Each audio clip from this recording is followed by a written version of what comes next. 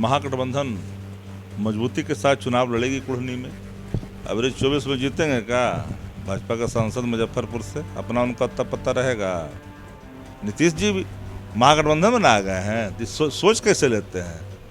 40 में से 400 सीट जाना पड़ेगा, हाथ धोना पड़ेगा इस बार बिहार के अंदर में। मुकेश सहनी जी की पार्टी है, लड़ना चाहेंगे तो उनको तो कोई रोक नहीं सकता। डेमोक्रेसी ना है जी। और पार्टियां भी लड़ती है, कुछ पार्टियां तो भाजपा के लिए लड़ती है। स्वागत कर रहे हैं आप उनके लिए? स्वागत का सवाल नहीं है। कोई अगर लड़ना चाहता है तो सोचेंगे ना भाई। नमस्कार, मैं हूं देवांशु। आप देख रहे हैं न्यूज़ पर नेशन। मोकामा और गोपालगंज के बाद अब मुजफ्फरपुर के कुढ़नी में विधानसभा के चुनाव होने हैं। इस वक्त हमारे साथ बात करने के लिए आरजेडी के प्रवक्ता शक्ति यादव जी हैं। हम इनसे पूछेंगे कि क्या स्ट्रैटेजी होगी इस बार कुढ़नी में, क्योंकि बीते विधानसभा चुनाव में आरजेडी भले ही जीत गई थी, लेकिन जीत का जो मार्जिन है वो काफ़ी कम रहा। क्या रणनीति बना रहे हैं अब कुढ़नी को लेकर? कुढ़नी हमारी परंपरागत सीट रही है। राष्ट्रीय जनता दल लगातार चुनाव जीतती रही है और महागठबंधन मजबूती के साथ चुनाव लड़ेगी कुढ़नी में। भारतीय जनता पार्टी भले ही गोपालगंज में कम अंतर से चुनाव जीत गई है, लेकिन जरा देखिए कि परंपरागत वोट भारतीय जनता पार्टी का वो महागठबंधन में आ गया है, राजद में आ गया है। जहां हम 40,000 से हारते थे, 40,000 से अधिक से हारे थे 2020 में, वहाँ 1700 के वोट के अंतर में हम आए हैं।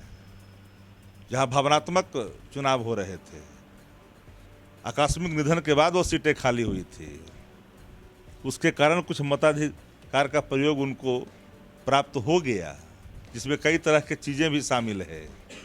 भारतीय जनता पार्टी का प्रपंच, चाल चलन, कई चीज़ शामिल है। हम तो कामयाब हो गए और कल और कामयाब होंगे। कुढ़नी में महागठबंधन चुनाव लड़ेगी, मजबूती से लड़ेगी, जन आकांक्षाओं पर खरा उतर के करेगी और निरंतर हम खरा उतरने का काम भी कर रहे हैं। मुजफ्फरपुर के सांसद हैं बीजेपी के Ajay Nishad. News for nation से बातचीत में उन्होंने आज ही कहा है कि बीजेपी जो है वो मजबूत है कुढ़नी में और इस बार जीत रही है। एवरेज 24 में जीतेंगे क्या? भाजपा का सांसद मुजफ्फरपुर से अपना उनका अत्ता पत्ता रहेगा? जरा बताइए, अपना अत्ता पत्ता रहेगा और दूसरे के भविष्य की बात करते जब अपने ठिकाने नहीं।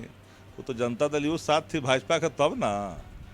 गोपालगंज जैसे सीट तो भाई कुछ भावनात्मक चीज़ें था, उसके चलते जीत गए कम अंतर से, लेकिन उनको तो हम पानी नहीं पिला दिए जी।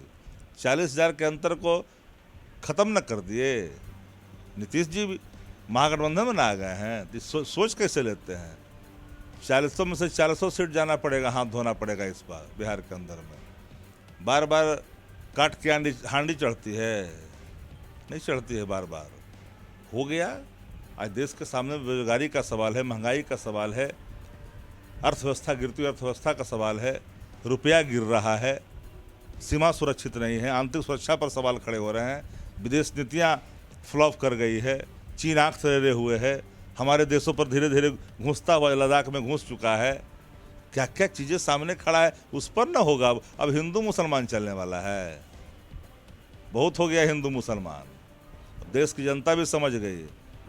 कुछ जो चैनल वाले चलाते रहते हैं हिंदू मुसलमान, कभी रोजगार पर डिबेट देखे हैं? एक आखिरी सवाल है कि बीते उपचुनाव में मोकामा हो या गोपालगंज, आपको मुकेश सहनी का साथ मिला। उन्होंने पार्टी कैंडिडेट नहीं उतारा, लेकिन कुढ़नी में उतारने जा रहे हैं। इसको लेकर क्या कहेंगे? देखिए, पॉलिटिकल पार्टियों को चुनाव लड़ने का अधिकार है। एक बात हमेशा याद रखिए, कभी कभी निर्दलीय भी 15-20 हज़ार वोट ले आता है। इसका मतलब थोड़ी एक वो स्थायित्व है। मुकेश सहनी जी की पार्टी है, लड़ना चाहेंगे तो उनको तो कोई रोक नहीं सकता। डेमोक्रेसी ना है जी। और पार्टियां भी लड़ती है, कुछ पार्टियां तो भाजपा के लिए लड़ती है। स्वागत कर रहे हैं आप उनके लिए? स्वागत का सवाल नहीं है। कोई अगर लड़ना चाहता है तो सोचेंगे ना भाई। आप किसी पर पहरा तो नहीं लगा सकते हैं। उनको सोचना है कि लड़ें या न लड़ें, निर्णय तो उनका होगा। चलिए, आरजेडी प्रवक्ता शक्ति सिंह यादव जी। फिलहाल अभी तक के लिए इतना ही। आप देखते रहिए न्यूज़ फॉर नेशन।